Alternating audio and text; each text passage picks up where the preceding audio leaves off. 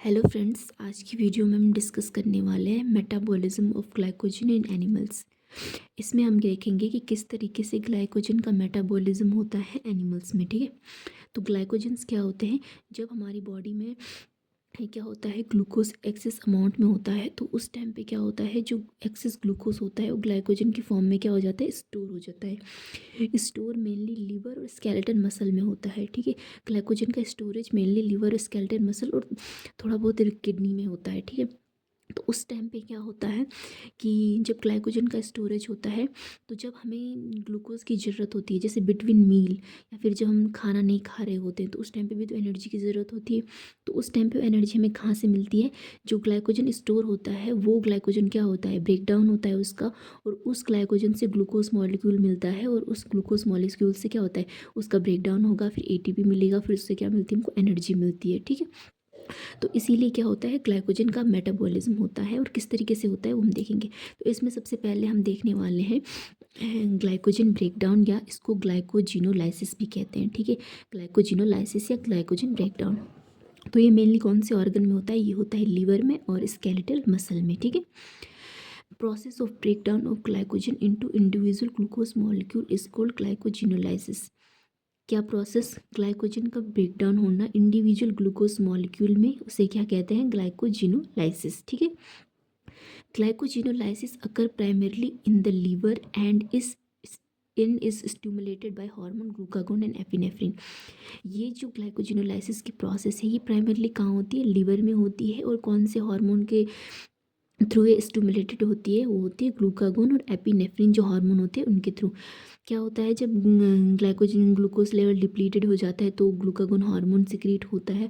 उस टाइम पे क्या होता है, ये स्टिमुलेट करता है ग्लाइकोजिनोलाइसिस, जिससे क्या होगा कि ग्लाइकोजन का ब्रेक डाउन होगा और ग्लूकोज मॉलिक्यूल रिलीज होंगे। उसके बाद क्या होता है, जब ग्लूकोज मॉलिक्यूल बनेंगे तो उसके बाद क्या होगा कि जो ग्लूकोज होगा वो हमारे ब्लड में आएगा, और ब्लड ग्लूकोज लेवल को क्या कर देगा, मेंटेन कर देगा। तो इस तरीके से क्या होता है, ये फंक्शन होता है। ठीक है, तो ग्लाइकोजन होता क्या है? Glycogen is a major storage form of carbohydrate in animal. जो ग्लाइकोजन है वो कार्बोहाइड्रेट का मेजर स्टोरेज फॉर्म है, किसमें? एनिमल्स में। It is a homopolymer made up from the repeated unit of alpha D glucose. ये क्या है? होमोपॉलीमर होते हैं। होमोपॉलीमर मतलब जो सेम टाइप के कार्बोहाइड्रेट मॉलिक्यूल से मिलकर बने होते हैं। जैसे ग्लूकोज है तो इसमें ग्लूकोज ग्लूकोज ग्लूकोज ही होगा, जैसे फ्रक्टोज माल्टोज वगैरह नहीं होगा, इसमें सिर्फ ग्लूकोज होगा। ठीक है, तो अल्फा डी ग्लूकोज जो फॉर्म होती है उससे मिलकर ये बने होते हैं। Each molecule link to another by 1,4 glycosidic bond. क्या होता है, हर मॉलिक्यूल एक दूसरे से 1,4 ग्लाइकोसिडिक बॉन्ड से मिलकर बने होते हैं। ये 1,4 ग्लाइकोसिडिक बॉन्ड क्या होते हैं, ये आगे देखेंगे। इसके अलावा ये ब्रांच पॉइंट से 1,6 ग्लाइकोसिडिक बॉन्ड से भी क्या होते हैं, जुड़े हुए होते हैं। ठीक है, तो क्या होते हैं इसमें स्टेप? सबसे पहले ग्लाइकोजन होता है, ग्लाइकोजन कन्वर्ट हो जाता है ग्लूकोज 1 फॉस्फेट में। कौन से एंजाइम की हेल्प से? Glycogen phosphorylase. ठीक है, उसके बाद जो ग्लूकोज 1 फॉस्फेट होता है वो कन्वर्ट हो जाता है ग्लूकोज 6 फॉस्फेट में। कौन से एंजाइम की हेल्प से? फॉस्फोग्लूको म्यूटेज की एंजाइम हेल्प की हेल्प से। ठीक है, ये मेनली होता है किसमें? इस जो ग्लूकोज 6 फॉस्फेट होता है, ये मसल में as it is energy source के फॉर्म में यूज़ होता है। मतलब क्या होगा, ये ग्लूकोज 6 फॉस्फेट किस में जाएगा, हमारे ग्लाइकोलाइसिस में जाएगा। फिर ग्लाइकोलाइसिस में हमने देखा था कि किस तरीके से ग्लूकोज 6 फॉस्फेट फ्रक्टोज 6 फॉस्फेट में कन्वर्ट होता है। उसके बाद फर्दर बहुत सारे स्टेप होते हैं और फिर पायरुवेट में कन्वर्ट हो जाता है। ठीक है, तो ये तो सीधे एनर्जी की फॉर्म में चले जाते हैं, एनर्जी के लिए यूज़ होता है, ग्लाइकोलाइसिस साइकिल में चले जाता है। लेकिन जो फिर ग्लूकोज 6 फॉस्फेट ग्लूकोज में कन्वर्ट हो जाता है। ग्लूकोज 6 फॉस्फेटेज एक एंजाइम है जो कि लीवर में पाया जाता है मेनली, और किडनी में भी पाया जाता है। तो क्या होता है, ये प्रोसेस कहाँ होती है? मेनली लीवर में होती है। ठीक है, तो क्या क्या स्टेप्स है वो देखते हैं। ठीक है, तो स्टेप फर्स्ट क्या है? The alpha 1,4 glycosidic bond are cleaved sequentially by the enzymes glycogen phosphorylase to form glucose 1 phosphate. This process is called phosphorolysis. ठीक है, continue until the 4 glucose residue remain in the either side of branching point. तो इसका कहने का मतलब क्या हुआ कि जो इधर देखते हैं इसमें क्या होगा, मैंने कहा था 1,4 ग्लाइकोसिडिक बॉन्ड, उसकी बात हो रही है। तो ये देखो, अगर हम यहाँ से काउंटिंग करते हैं तो 1 2 3 4 5 6। ठीक है, तो पहला और ये दूसरा वाला ग्लूकोज मॉलिक्यूल है 1 2 3 4 5 6।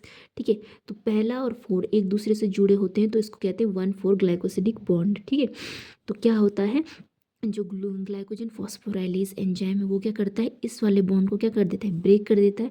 जब वो इस वाले बॉन्ड को ब्रेक करेगा तो एक फॉस्फेट ग्रुप ऐड होता है और इस तरीके से ग्लूकोज 1 फॉस्फेट बन जाता है, क्योंकि पहले वाले कार्बन पे क्या जुड़ गया, फॉस्फेट जुड़ गया, तो इसीलिए इसका नाम पड़ गया ग्लूकोज 1 फॉस्फेट।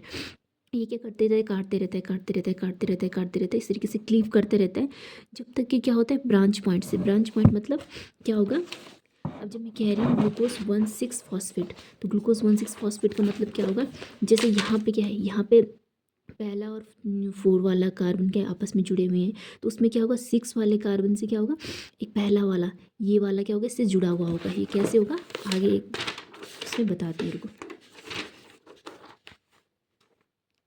जैसे कि इस तरीके से देखिए, अगर हम यहाँ पे से देख रहे हैं तो 1 2 3 4 5 और यहाँ पे क्या होगा, एक 6 कार्बन होगा, ठीक है। तो इसमें से क्या होगा, ये 6 कार्बन किससे जुड़ा है, फर्स्ट वाले कार्बन से जुड़ा है, तो ये क्या है, अल्फा 1 6 क्या होता है, ब्रांच पॉइंट। यहाँ से क्या होती है, ब्रांच स्टार्ट हो जाती है, तो इसीलिए क्या कहते हैं, इसको ब्रांच पॉइंट कहते हैं।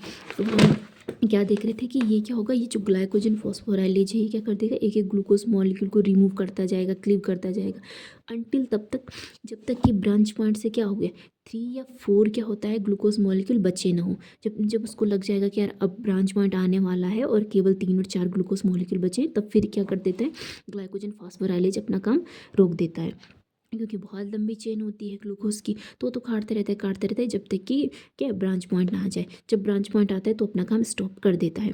सो इस तरीके से बहुत सारे हमको क्या मिल गए, ग्लूकोज 1 फॉस्फेट के मॉलिक्यूल मिल गए। उसके बाद ब्रांच पॉइंट को कैसे काटेंगे, उसको भी तो अलग करना पड़ेगा, तो उसके लिए हम क्या करते हैं, action of D branching enzyme. D branching enzyme होते हैं जो ब्रांच को क्या करते हैं, कट करते हैं। The branches of glycogen are cleaved by two enzyme activity present in a single polypeptide chain called debranching enzyme. Hence it is called bifunctional enzyme. Debranching enzyme होती है उसे bifunctional enzyme भी कहते हैं, ठीक है। ये क्या होता है, सिंगल पॉलीपेप्टाइड होती है। तो इसमें क्या होता है, कौन कौन से हैं, ग्लाइकोजन 4 4 ट्रांसफरेज, जिसको क्या कहते हैं, एलिगो अल्फा 1 4 ग्लूको ट्रांसफरेज। ये क्या करता है, activity remove a fragment of 3 और 4 glucose residue attached at the branch point and transfer then to the another chain. तो जो ये पहला वाला एंजाइम्स है, इसको क्या कहते हैं हम, इसको अल्फा 1 4 ट्रांस ग्लाइकोसाइलेज भी कहते हैं। तो ये क्या करता है, ट्रांस ग्लाइकोसाइलेज एंजाइम, ये क्या करता है, जो ब्रांच पॉइंट पे 3 या 4 ग्लूकोज मॉलिक्यूल होते हैं उनको ट्रांसफ़र कर देता है, कौन से, दूसरी वाली चेन पे, ठीक है। अब वहाँ पे क्या बच जाएगा, सिंगल मॉलिक्यूल बच जाएगा, क्योंकि हमको डी ब्रांचिंग करनी है ना।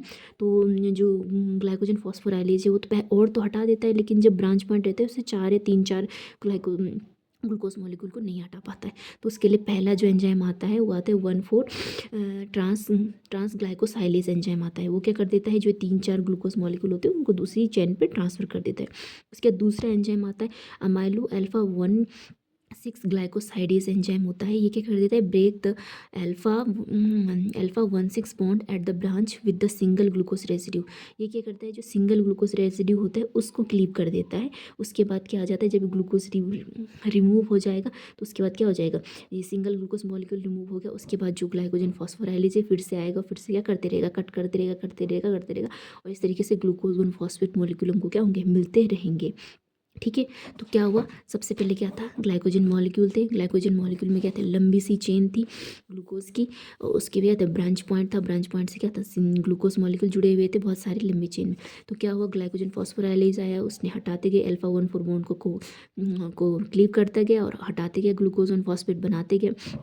उसके बाद डी ब्रांचिंग एंजाइम आता है, वो क्या करता है, जो अल्फा 1 6 बॉन्ड है उसको कट करता है। तो पहला वाला जो एंजाइम होता है अल्फा 1 4 ट्रांस ग्लाइकोसाइलेज होता है, वो 3 4 जो लास्ट पे अटैच होते हैं उनको ट्रांसफ़र कर देता है दूसरी चेन पे।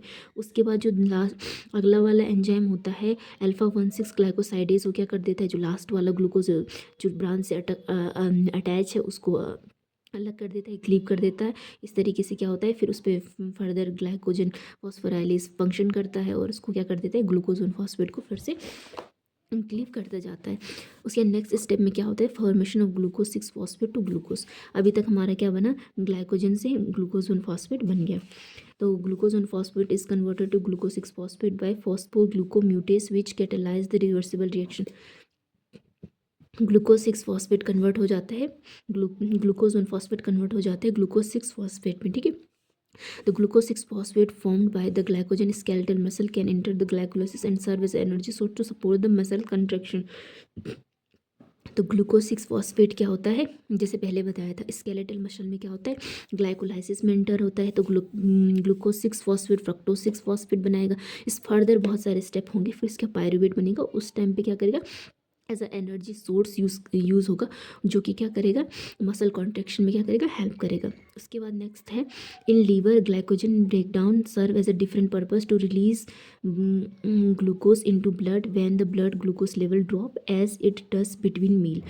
क्या होता है कि लीवर में उसका अलग फंक्शन है, स्केलेटल मसल में तो क्या करेगा, मसल कॉन्ट्रेक्शन में हेल्प करेगा, लेकिन लीवर में उसका अलग फंक्शन है, वो क्या करेगा, ब्लड ग्लूकोज लेवल को मेंटेन करने में हेल्प करेगा। तो उसके लिए क्या होगा कि ब्लड में ग्लूकोज की लेवल कम हो गया, तो ग्लूकोज का लेवल बढ़ाना है, तो ग्लूकोज 6 फॉस्फेट को सबसे पहले ग्लूकोज में कन्वर्ट करना पड़ेगा ना।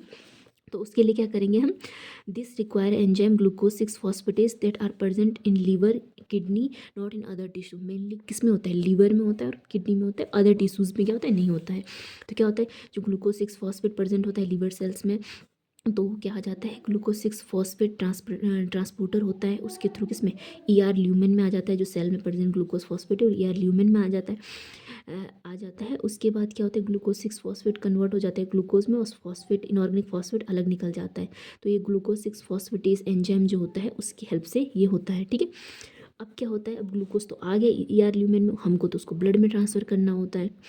तो क्या होता है, जो एक ग्लूकोज होता है ये ट्रांसपोर्टर होता है, ग्लूकोज ट्रांसपोर्टर प्रेजेंट होते हैं ER पे, उसके थ्रू क्या होता है, ER ल्यूमेन से बाहर निकल जाता है। वहीं इनऑर्गेनिक फॉस्फेट भी क्या होता है, इनऑर्गेनिक फॉस्फेट ट्रांसपोर्टर होते हैं, T3 बोलते हैं जिसको, उससे क्या होता है, बाहर निकल जाता है ER ल्यूमेन से।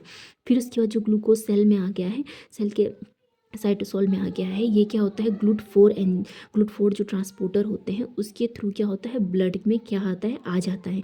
इस तरीके से क्या होता है, ये क्या करता है, इंक्रीज ब्लड ग्लूकोज कंसनट्रेशन, और ब्लड की ग्लूकोज कंसनट्रेशन को क्या कर देता है, ये इंक्रीज कर देता है। सो इस तरीके से क्या होता है कि जो हमारा ग्लाइकोजन का ब्रेक डाउन होता है।